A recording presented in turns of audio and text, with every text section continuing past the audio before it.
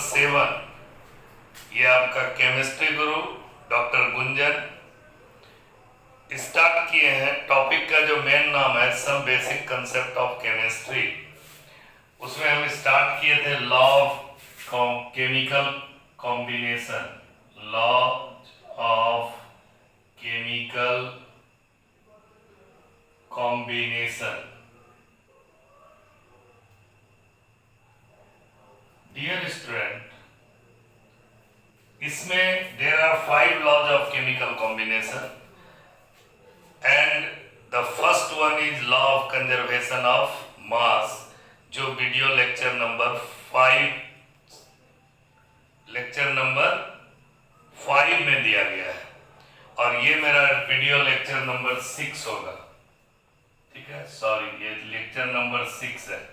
इसमें हम बताएंगे आपको second law, law of constant proportion, law of constant proportion, और इसी का दूसरा नाम है लॉ ऑफ मल्टीपल प्रपोर्शन,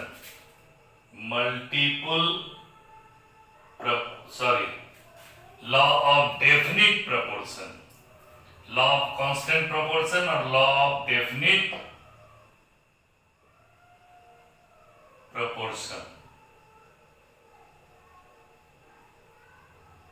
ठीक है, तो there are 5 basic laws of chemistry which help in observing the quantitative and qualitative properties of a chemical change,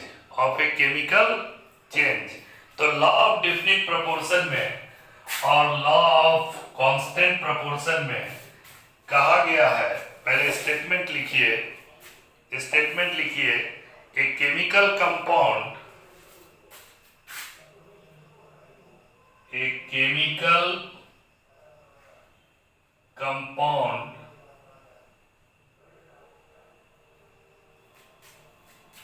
always contain same element, a chemical compound always contain same element which combine together, same element which combine together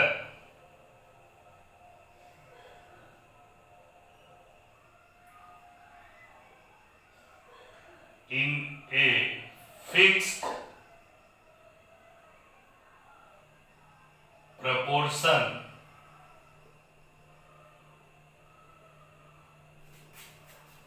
by mass।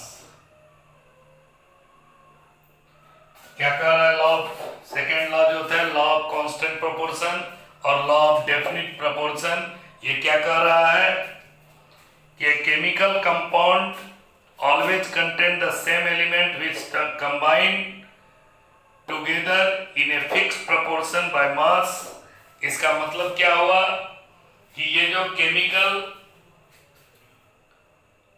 Compound बनता है, ये compound हमेशा एक compound का एक ही नाम होता है, और उसके कंपाउंड जो बनता है उसमें एलिमेंट भी सेम होता है।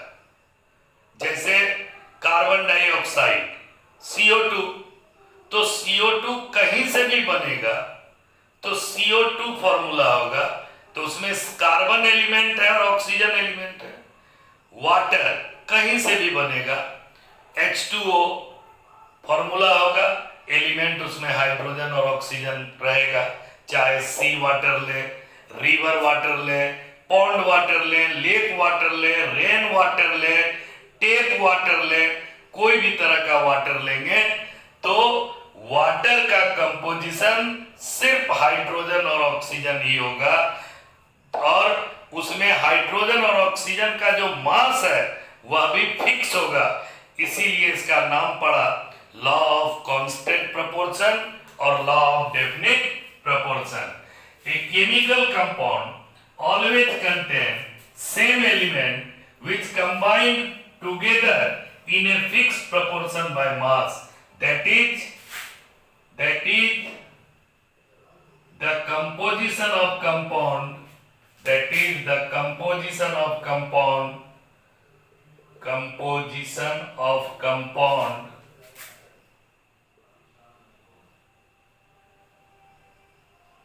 does not depends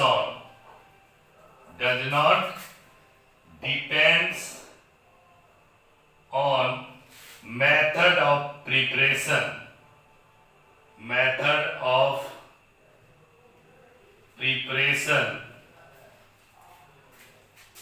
or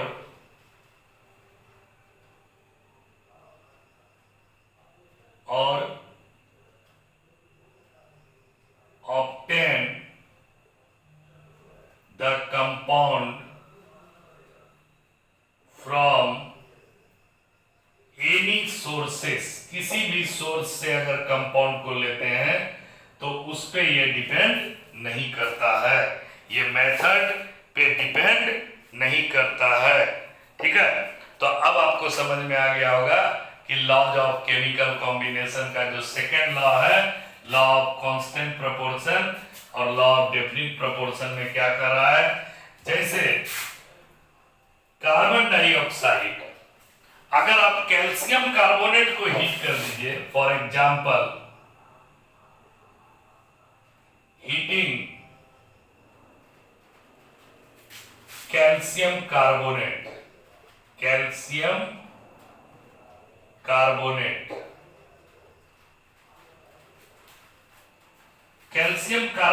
को हीट करने पे CaCO3 को अगर हीट करेंगे, CaO प्लस CO2 बना। ठीक है, तो for example preparation of CO2, preparation of CO2, ये देखिए। तो पहला हम कैसे CO2 बनाए, कैल्शियम कार्बोनेट को हीट किए तो कैल्शियम ऑक्साइड बना और क्या बना, और कार्बन डाइऑक्साइड बना। Heating of calcium carbonate, NaTe carbonate. ठीक है, सेकेंड है by heating sodium carbonate, by heating sodium carbonate, sodium carbonate Na2CO3 को हीट कर दीजिए, क्या बन जाएगा, Na2O प्लस CO2। यहां भी CO2 निकला, यहां भी CO2 निकला। By direct burning of carbon with oxygen, by direct burning of carbon with oxygen, तो क्या होगा, C प्लस O2 क्या बन गया, CO2 बन गया। यहां भी CO2 बना। तो क्या कह रहा है कि chemical compound always contain same element, carbon dioxide always contain same element in all this case. यहां भी कार्बन ऑक्सीजन, यहां भी कार्बन ऑक्सीजन, यहां भी carbon oxygen, which combine together in a fixed proportion by mass। जो combine करता है अपने आप में, फिक्स प्रोपोर्शन होता है मास का, वह किसी भी तरह से हम कार्बन डाइऑक्साइड बना रहे हैं तो कार्बन और ऑक्सीजन का मास रेशियो फिक्स्ड होता है। जैसे देखिए CO2, तो CO2 में कार्बन कितना है, 12 ग्राम, कार्बन का एटॉमिक मास 12 और ऑक्सीजन का एटॉमिक मॉलिक्यूलर मास हो गया 32, एटॉमिक वेट हुआ 16, 16 into 2 32। इसको आप कट कर दीजिए, 3 4 जा या 4 3 जा कर दीजिए, 4 3 जा 12, 4 8 जा 32, that is 3:8।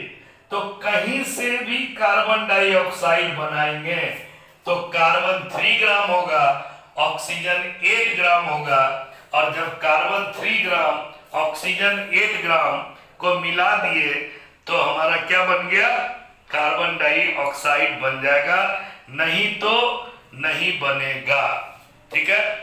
अब है कैल्शियम कार्बोनेट को, देखिए फोर्थ रिएक्शन, कैल्शियम कार्बोनेट को अगर HCl में डिजोल्व कर देते हैं, डाइल्यूट HCl में, इस केस में भी CaCl2 बनेगा प्लस H2O बनेगा प्लस CO2 गैस निकलेगा। तो एक उपाय ये भी था CO2 बनाने का, इसको बैलेंस कर लेंगे हम लोग, तो रिएक्शन बैलेंस हो गया।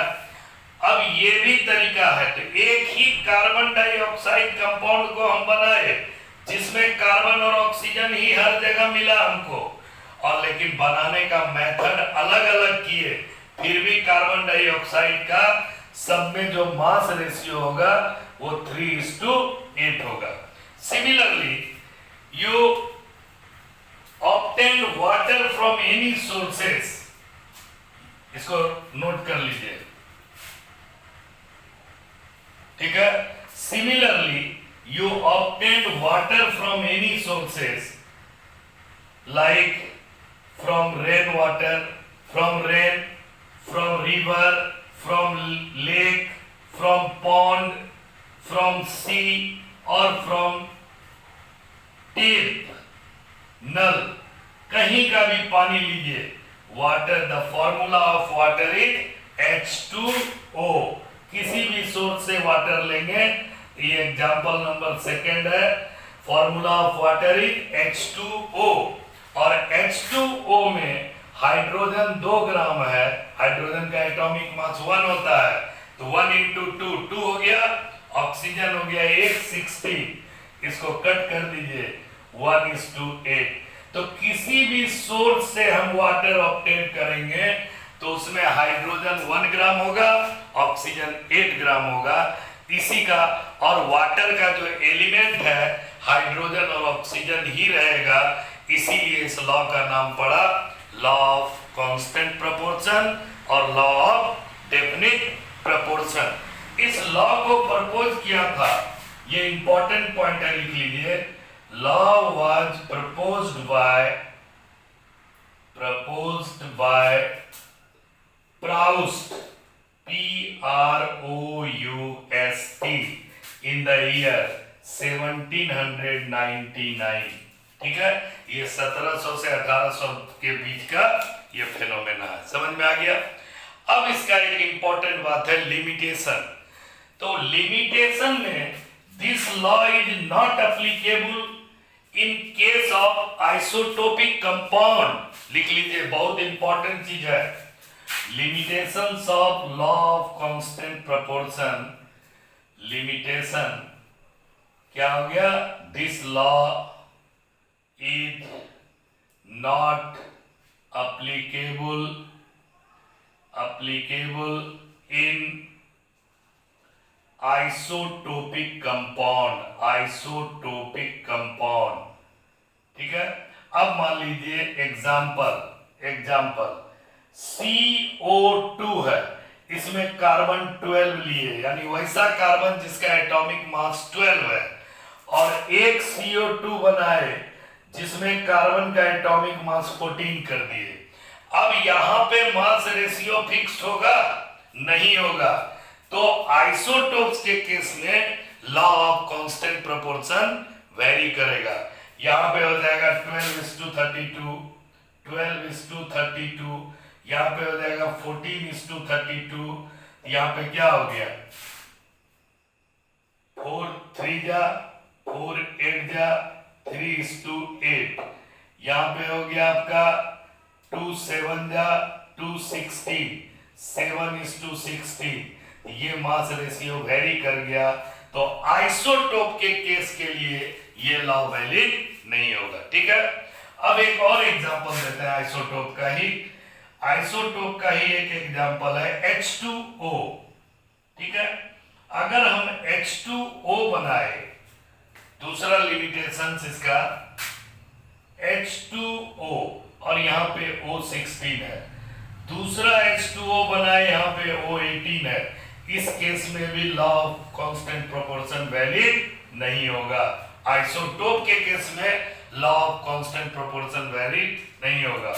अब मान लीजिए H2O लिखे, यहाँ हाइड्रोजन का एटॉमिक मास 1 है, यहाँ पे H2O लिखे, हाइड्रोजन का एटॉमिक मास 2 है, यहाँ पे H2O लिखे, हाइड्रोजन का एटॉमिक मास 3 है। इस केस में भी ये लॉ अप्लीकेबल नहीं होगा। ये हो गया नॉर्मल वाटर, ये हो गया हेवी वाटर, ये हो गया ट्राइटियम ऑक्साइड, ये सारा वाटर का फॉर्मूला है। तो अब आप इसको समझ गए होंगे, लॉ ऑफ कांस्टेंट प्रोपोर्शन और डेफिनिट प्रोपोर्शन क्या है। ठीक है, अब next law of multiple proportion देखिए, थर्ड लॉ है law of multiple proportion.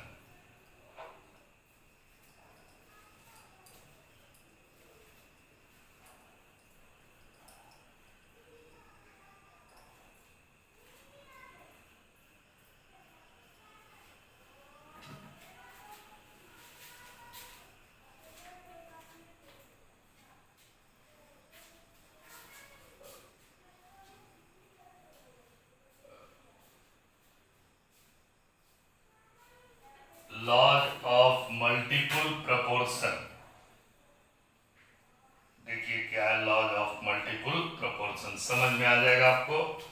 Laws of multiple proportion में कहता है, लॉज ऑफ मल्टीपल प्रोपोर्शन, ये थर्ड लॉ है, लॉ ऑफ मल्टीपल प्रोपोर्शन। कहता है कि दो एलिमेंट कंबाइन करके मोर देन वन कंपाउंड का फॉर्मेशन करे। समझिएगा, दो कंपाउंड, दो एलिमेंट कंबाइन करके मोर देन वन कंपाउंड बनाएगा। दो एलिमेंट कंबाइन करके मोर देन वन कंपाउंड बनाएगा, तो एक कंपाउंड का मास फिक्स होगा और एक एलिमेंट का मास फिक्स होगा और दूसरे एलिमेंट का मास वेरिएबल होगा। ठीक है, उस वेरिएबल मास का अगर रेशियो निकालेंगे तो वह सिंपल रेशियो आएगा, 1:2:3:4 या 2:3:2:4, इस तरह का रेशियो आएगा। तो उसको हम लोग बोलेंगे law of multiple proportion. Two element combine together to form more than one compound, then the mass of one compound is fixed but the mass of one element is fixed but the mass of other element is variable. हम बार बार compound बोल जा रहे थे, element combined करके compound बनाता है, ये बोलने में ऐसा हो जा रहा है, लेकिन आप उसको element, when two element combine together to form more than one compound, then the mass of one compound element is fixed but the mass of other element is variable in all cases, all compound.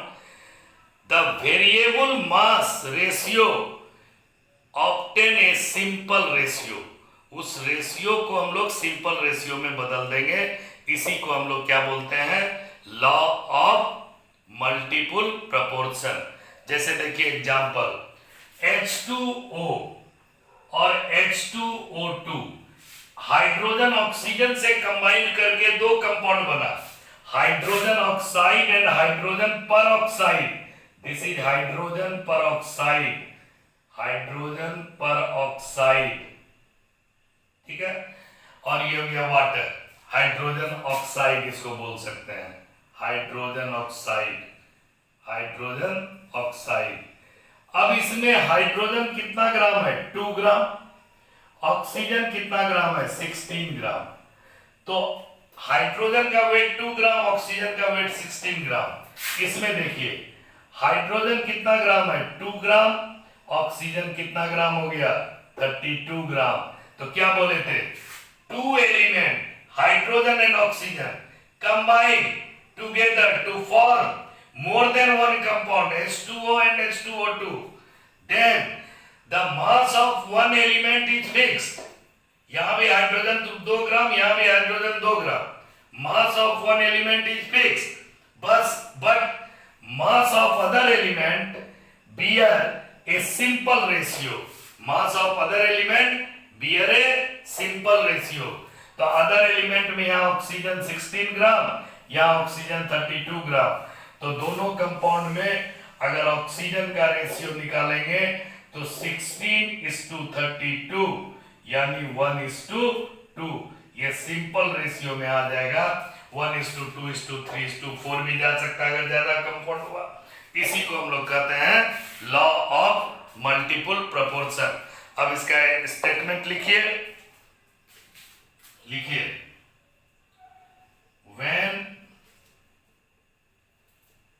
To element combined to form more than one compound, when two element combine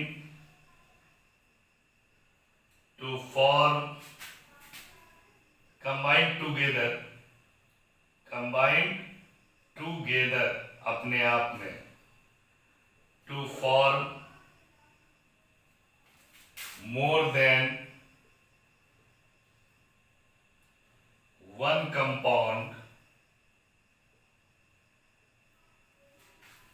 two element combine together to form more than one compound, then the different masses of one element, then different masses of one element, different masses of one element which combined with a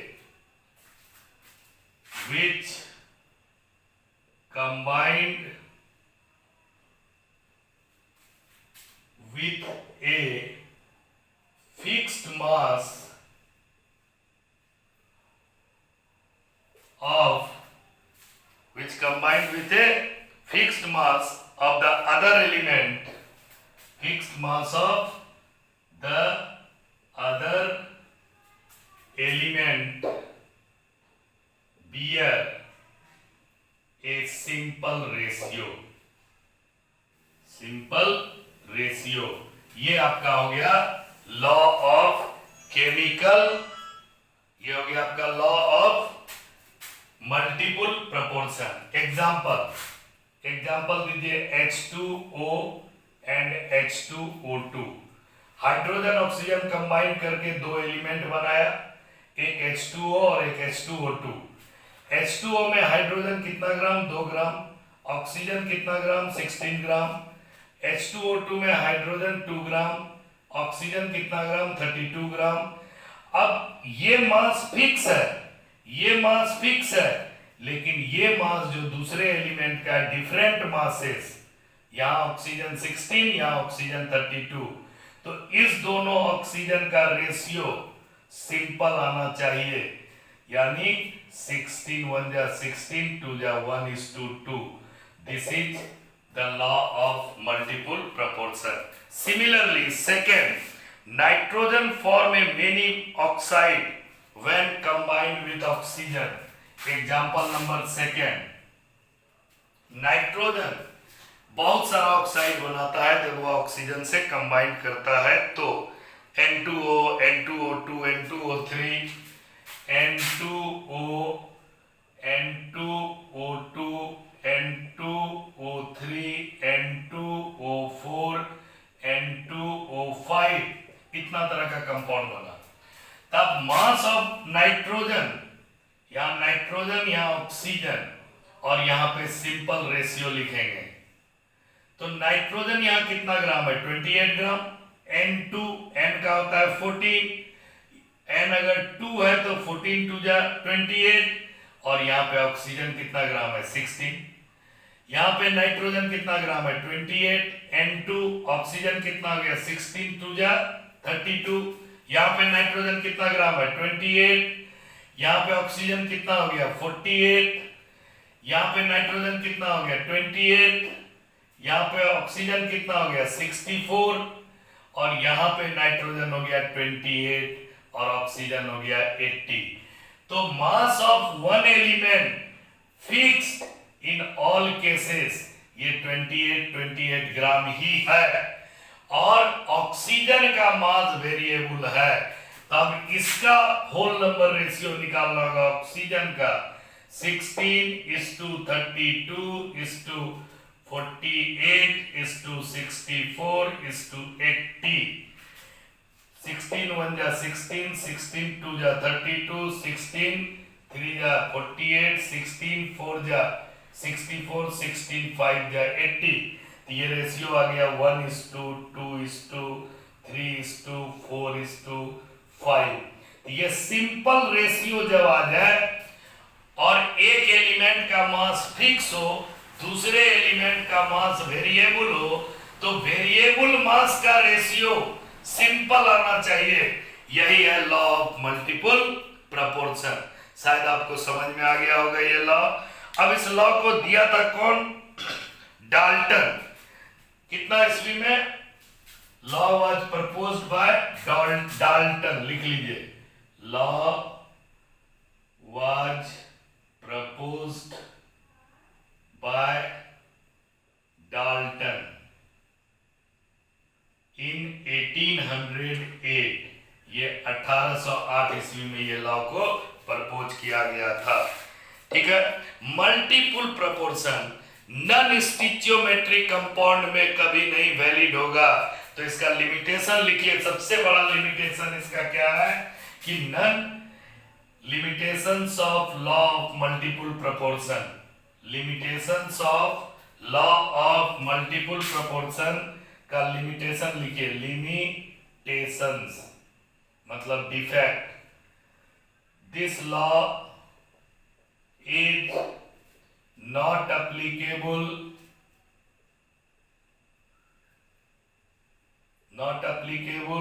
in case of non stoichiometric METRIC stoichio STOICHIOMETRIC stoichiometric compound. Non stoichiometric compound में ये कभी भी valid नहीं होगा। Non stoichiometric compound क्या है? Non stoichiometric compound में metal और नॉन मेटल दोनों में से कोई एलिमेंट का मास फ्रैक्शन में होगा। या तो मेटल का मास फ्रैक्शन में होगा या तो नॉन मेटल का मास फ्रैक्शन में होगा। सिंपल होल नंबर नहीं होगा, तो उसको हम लोग बोलते हैं नॉन स्टिचियोमेट्री। जैसे एग्जांपल अगर हम लिख दिए FeO FeB1 OB1, this is स्टिचियोमेट्री। Fe2O3 Fe2 और ये 3 होल नंबर है, ये भी स्टिचियोमेट्री। तो इसको हम लोग नॉन स्टिचियोमेट्री नहीं बोलेंगे जब मेटल और नॉन मेटल पूरा कंप्लीट नंबर में हो। कोई भी एक फ्रैक्शन में आएगा तब नॉन स्टिचियोमेट्री होगा। तो नॉन स्टिचियोमेट्री के लिए FeO 0.98:1। तो यहाँ पे मेटल कितना हो गया, फ्रैक्शन में चला गया, ऑक्सीजन 1 हो गया। ऐसा कंपाउंड को नॉन स्टिचियोमेट्री कंपाउंड बोलते हैं, और इस केस में law of multiple proportion valid नहीं होगा। सेकेंड है TiO टाइटेनियम ऑक्साइड। अब ऑक्सीजन हो गया 1.12, तो एक चीज चला गया फ्रैक्शन में, तो इसको हम लोग कहते हैं नॉन स्टिचियोमेट्री। तो इस तरह से आपका 3 लॉ पूरा कंप्लीट खत्म हो गया। वीडियो लेक्चर को कंटिन्यू देखिए। हम 11th का बेस बनाना जानते हैं, जिससे आपका अगला स्टेप आसान हो। Bye, take care.